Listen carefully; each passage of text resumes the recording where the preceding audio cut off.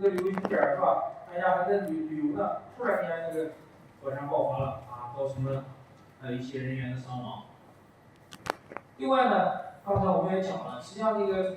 它不是一下子出来的，它是很多次过的啊，它这个俯冲啊是多次的啊，不停的在转向，不同深度不断的在调整，所以导致我们看到的这个火山，它不是一种尺度组成的，它有可能是几种岩石组成的，每一种岩石呢，或者是岩石组合呢，记录的是不同的喷发的这个情况啊。这个当然这个过程的好处呢，就可以有矿啊，我们这个感兴趣的这个黄金啊，这个一些我们需要的急需的一些关键的一些材料，其实都是这些过程中形成的啊。这个包括这个金矿啊，包括这个一些高新产业需要的啊，锂矿啊、锂电池等等这些啊。当然前面我们也讲了，就是深圳的火山也不是只有一块岩石组成的，一种岩石组成的，它很多种啊，不同的位置有不同的。你看，有的表现出的是这种气孔特别发育的，是吧？有的又是这个密度非常细的啊，没有气孔啊。有的这个成分上，你看有的是白色为主的，有的是这个黑色为主的。然后尤其是这种岩石啊。这种岩石看着像玻璃一样，是吧？它就是喷出来的时候结晶的太快，突然间就碎火了。啊，碎火之后呢，你看它没有矿物，它这个就是一个玻璃。啊，但是呢，你如果在地底下经过漫长的一个生长过程，它会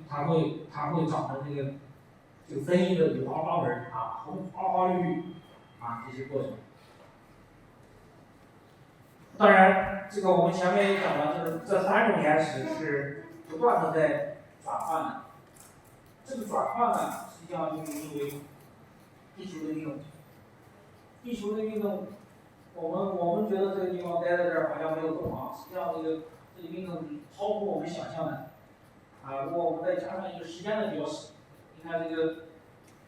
青藏高原的冷升实际上是一个非常非常大的力，啊，导致了。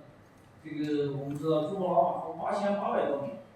这么高的一个山能够隆起来。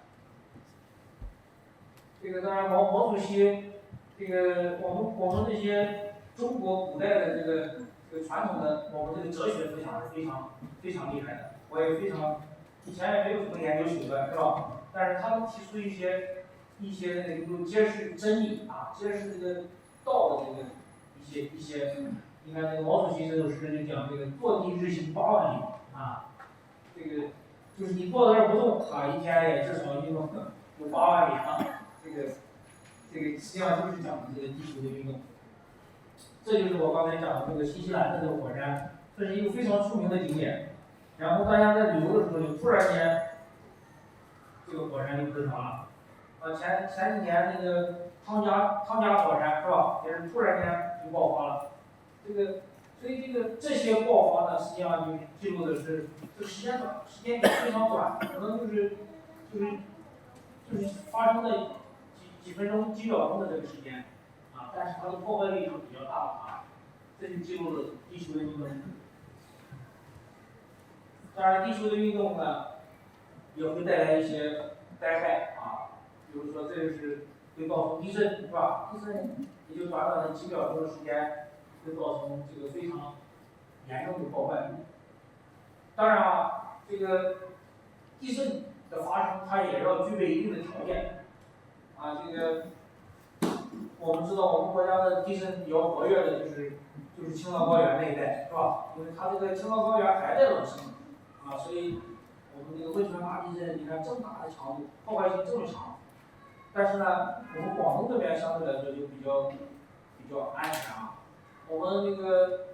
现在也，你听这个预报，可能有时候也会有一些地震啊，但是它只有2点几级、3点几级，这种是没问题的。这种是可能你都关注不到啊，你住的楼层高一点，可能这个震动都比这个要大得多啊，所以我们是一个，这个广东呢是一个适合人生地方啊，更高的地方。然后当然这个我们广东的这个比较大的隐患是这个海啸，是吧？海啸不是台风，海啸不是闹着玩的，海啸的规模往往都特别大，它的浪高可以达到几十米，这种破坏性是非常强的。海啸通过自发的因素形成不了，它往往是因为一些很强的外力作用。你比如说我们讲这个海底地形起伏也很大，海底大型的滑坡啊，就是几公里高的一个山，突然间如果发生了滑坡坍塌啊，或者是海底有火山喷发，把它原来这个平衡打破了，所以这个海啸呢就非常强。这个当然日本的海啸是比较多的，是吧？这个他们对海啸的预防